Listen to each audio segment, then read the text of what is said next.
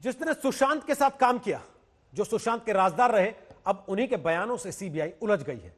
CBI ने सुशांत के साथ अलग अलग वक्त में काम किए 3 ड्राइवर्स को समन किया, उनसे सवाल जवाब किया। आज तक ने तीनों से बात की, लेकिन तीसरे ड्राइवर ने जो बताया वो ना सिर्फ बाकी 2 से अलग है, बल्कि हैरान करने वाला भी है। बाकी ऐसा पार्टी और दारू ड्रग्स तो हमारे सामने नहीं। 6 महीने के अंतराल में मैंने कभी देखा नहीं सर कुछ, ना गांजा ना ड्रग्स लेते, कुछ नहीं देखा हम लोग ने। हाँ सर, पहले करते थे, मेरे सामने वैसे मैंने देखा नहीं, बट सुना मैंने। मेरे सामने मैंने ड्रग्स वगैरह नहीं देखा। वीट लेते तो अलग बात है, वो तो मेरे सामने भी कितने बार दिए।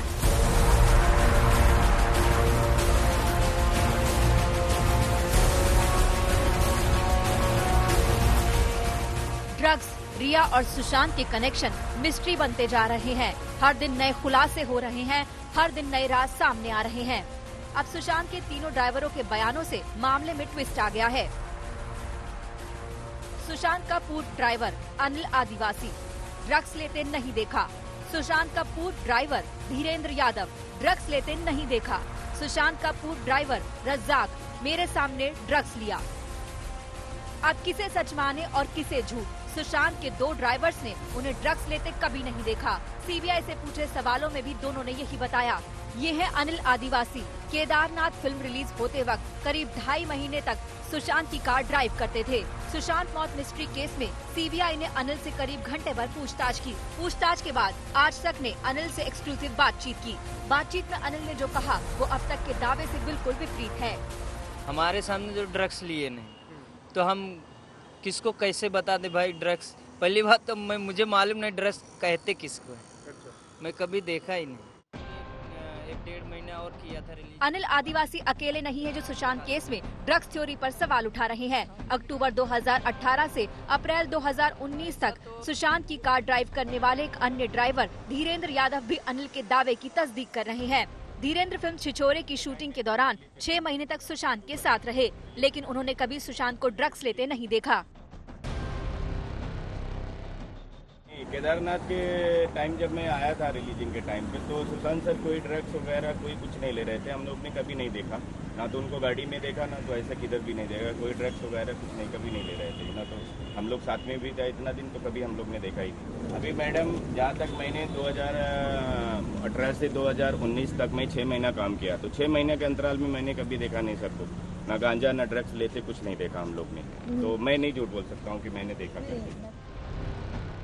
लेकिन सुशांत के तीसरे ड्राइवर का बयान दोनों से अलग है। रज्जाक से सीबीआई ने पूछताछ भी की। आज तक से खास बातचीत में रज्जाक ने कहा सुशांत ड्रग्स लेते थे। उसको लेकर भी पूछा था क्या उन्होंने कि सुशांत ड्रग्स लेते थे नहीं लेते थे? हाँ पूछा था। तो क्या बताया आपने? तो जो था वो बता दिया मैंने, करते थे ऑलरेडी पहले से तभी। अच्छा, आपने बोला कि ड्रग्स करते थे पहले से? हाँ सर, पहले करते थे। मेरे सामने वैसे मैंने देखा नहीं, बट सुना मैंने। मेरे सामने मैंने ड्रग्स वगैरह नहीं देखा। वीट लेते तो अलग बात है, वो तो मेरे सामने भी कितने बार दिए। अच्छा, और ये आप कब से कब तक थे उनके साथ में, सुशांत के साथ में? अक्टूबर 2019 अक्टूबर।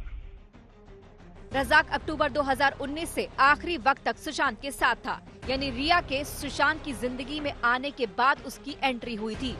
तो क्या माने, रिया आई और ड्रग्स लाई, क्योंकि पहले के दोनों ड्राइवर्स ने सुशांत को कभी ड्रग्स लेते नहीं देखा था। दोनों का घर में आना जाना था, लेकिन उन्हें कभी कुछ ऐसा नजर नहीं आया। जबकि रिया ने आज तक के साथ बातचीत में कहा था कि सुशांत फिल्म केदारनाथ के पहले से ड्रग्स लेते रहे हैं। फॉर्चुनेट कि किसी के गुजर जाने के बाद हमें उनकी वाइसेस को ऐसे एक्सप्लॉइट करना होता है, पर अब मेरे पास कोई ऑप्शन नहीं है। Yes, Sushant used to smoke marijuana, और हाँ, वो काफी रेगुलरली पीते थे। मुझसे मिलने से पहले से पीते थे। इनफैक्ट केदारनाथ की शूटिंग या उससे जरा सा पहले से उन्होंने शुरू किया था। अब सवाल है कि कौन सच बोल रहा है और कौन गुमराह कर रहा है। अब तो बस जांच एजेंसियों के खुलासे का इंतजार है। मुनीश पांडे के साथ श्रुति बजात्या, मुंबई आज तक। रिया की ड्रग्स मंडली का तेजी से विस्तार हो रहा। अब इसमें शौविक का स्कूल फ्रेंड भी जुड़ गया। शौविक की चैट में आए इस दोस्त को एनसीबी ने ढूंढ निकाला। अब दोस्त बोलेगा और शौविक के राज खोलेगा।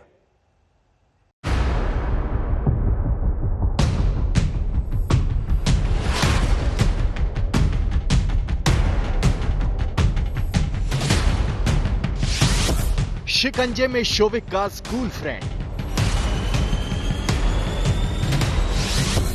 शोविक से हुई चैट से पकड़ में आया दोस्त।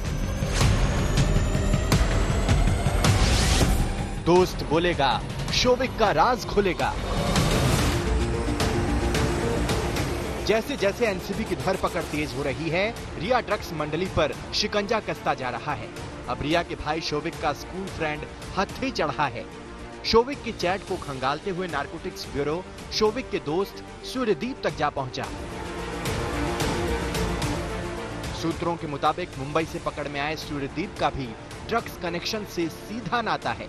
अब एनसीबी उस पर सवालों की बौछार करेगी। रिया शोविक के साथ डीलिंग का राज उगलवाएगी। मुंबई में ड्रग नेटवर्क के बाकी तार को जोड़ेगी। इस वक्त मैं मुंबई के बेहद पॉश इलाके वर्ली में मौजूद हूं और आप हमारे सामने ये जो अपार्टमेंट देख रहे हैं, इसी अपार्टमेंट में एक ड्रग पेडलर सूर्यदीप मेहरोत्रा के घर पर सुबह सुबह नारकोटिक्स कंट्रोल ब्यूरो की टीम ने ताबड़तोड़ छापेमारी की। घर के अंदर घंटों सर्च ऑपरेशन चलाया गया। उसके बाद सूर्यदीप मेहरोत्रा को हिरासत में नारकोटिक्स कंट्रोल ब्यूरो ने लिया है। रिया का भाई शोविक इस वक्त जेल में है। नारकोटिक्स ब्यूरो ने गिरफ्त में लेकर लंबी पूछताछ की। शोविक ने एनसीबी के सामने कई खुलासे किए। संभव है पूछताछ में ही सूर्यदीप का जिक्र आया हो। शोविक ने अपने बयान में बताया कि कई खुलासे किए। सुशांत से लेकर ड्रग्स की बात की। रिया से ड्रग्स चैट को भी कबूला। शोविक ने अपने बयान में लिखा है कि मैं ये जरूर कहना चाहूंगा कि एक इंसान के तौर पर सुशांत बहुत ही गर्मजोशी से मिलने वाले और रिश्ते निभाने की सहालियत रखने वाले शख्स थे। सुशांत के घर आने जाने के दौरान ही मुझे ये पता चला कि सुशांत बड्स और वीड लेते हैं। बाद में सुशांत के दोस्त सिद्धार्थ पिठानी और उनके हाउस मैनेजर सैमुअल मिरांडा ने भी मुझे ये बात बताई। बाद में मैंने कई बार सुशांत के लिए ड्रग्स मंगवाई और उसे उन तक पहुंचवाया। मुझे सारी तो नहीं, लेकिन पिछले कुछ मौकों पर सुशांत के लिए ड्रग्स का इंतजाम करने की बातें याद हैं। ये पूछे जाने पर कि 16 मार्च 2020 को आपके और रिया के बीच ड्रग्स को लेकर जो चैट हुई थी, उसका सच क्या है, शोविक ने एनसीबी के सवाल का भी जवाब दिया। शोविक ने लिखा, व्हाट्सएप पर चैट करते हुए मुझे मेरी बहन ने बताया कि सुशांत दिन में 4 से 5 बार मैरिजुआना यानी गांजा पीते हैं और तब मैंने रिया से कहा कि मैं उनके लिए 5 ग्राम बड का इंतजाम कर सकता हूं, जिससे कम से कम 20 सिगरेट तैयार हो जाएगी। इसके बाद मैंने अपने दोस्त अब्दुल बासित परिहार से बात की और बड की कीमत रिया और सुशांत के हाउस मैनेजर मिरांडा को बता दी। मैंने मिरांडा का नंबर बासित को दिया। बासित ने सैमुअल का नंबर अपने दोस्त जैद को दिया और जैद ने 17 मार्च 2020 को सुशांत के लिए उनके घर के पास ड्रग्स की डिलीवरी की। अपने इस इकबालिया बयान में शोविक ने तफसील से एनसीबी के सारे सवालों के जवाब भी लिखे हैं। एक सवाल के जवाब में शोविक ने जो लिखा है, उसके मुताबिक सुशांत ने कई मौकों पर खुद भी उसे ड्रग्स के लिए फोन किया था। ड्रग्स के पैसों के बारे में पूछे जाने पर शोविक ने अपने जवाब में लिखा है कि उसने खुद तो कभी ड्रग्स के लिए पैसे नहीं दिए और ना ही कभी ड्रग्स के पैसे लिए, लेकिन हाँ, उसे एक ऐसा मौका जरूर याद है जब रिया ने अपने क्रेडिट कार्ड से सुशांत के ड्रग्स के पैसे दिए थे। बहरहाल अब शोविक का यही इकबालिया बयान खुद शोविक के साथ साथ रिया, मिरांडा, दीपेश और दूसरे कई लोगों के लिए गले की फांस बन गया है। अरविंद ओझा, मुंबई, आज तक। रिया की ड्रग्स मंडली के सिरे जोड़ रहा नारकोटिक्स कंट्रोल ब्यूरो हर उस नेटवर्क को खंगालने में लगा है जिससे उसके तार जुड़े हो सकते हैं। एनसीबी ने आज रिया और शोविक के खुलासे पर फिर से मुंबई में ताबड़तोड़ छापेमारी की है।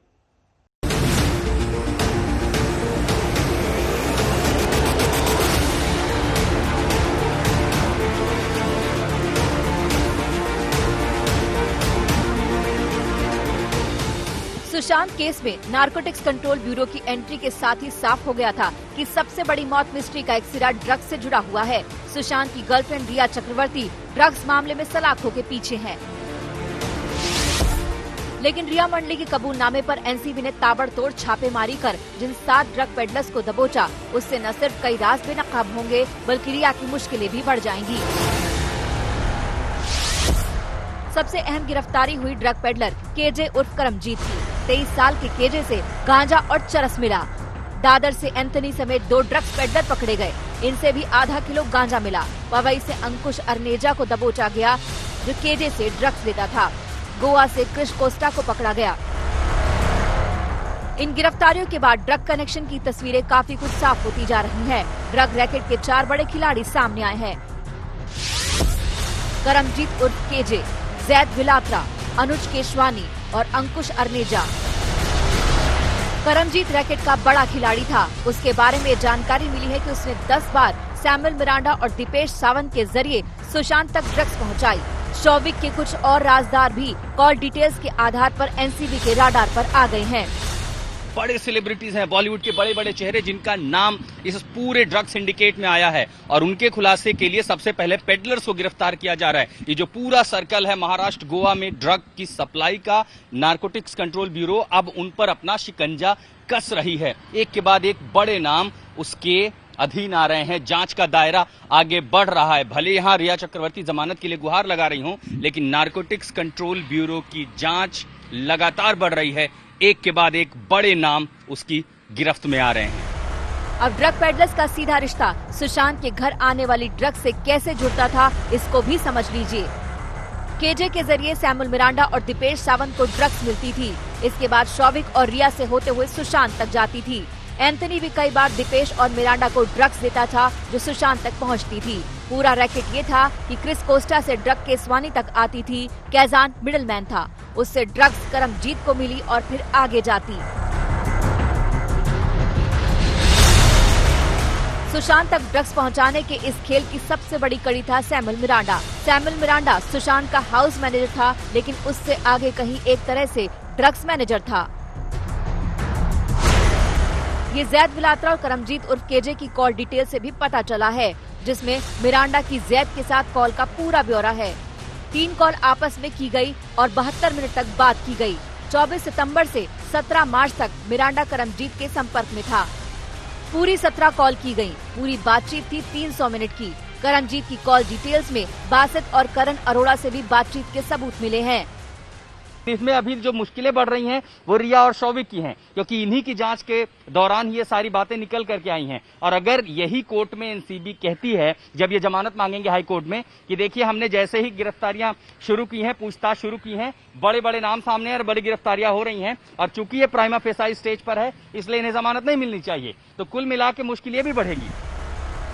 एनसीबी करमजीत उर्फ केजे तक कड़ियां जोड़ते हुए पहुंची। शौविक रिया की ड्रग चैट से एनसीबी अब्दुल बासित परिहार और जैद विलात्रा तक पहुंची थी। इन्होंने एनसीबी को तीसरे ड्रग पेडलर कैजान इब्राहिम तक पहुंचाया।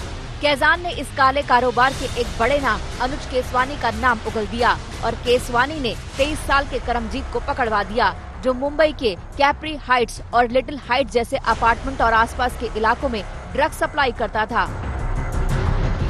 ये पूरी चेन अब साफ हो रही है और इससे रिया की मुश्किलें भी बढ़ती जा रही हैं। वैसे रिया की मुश्किलें तब भी बड़ी थी जब गोवा के कारोबारी गौरव आर्या ने ड्रग्स मामले में उनका नाम लिया था। मुंबई से आशुतोष और अरविंद ओझा के साथ आज तक ब्यूरो।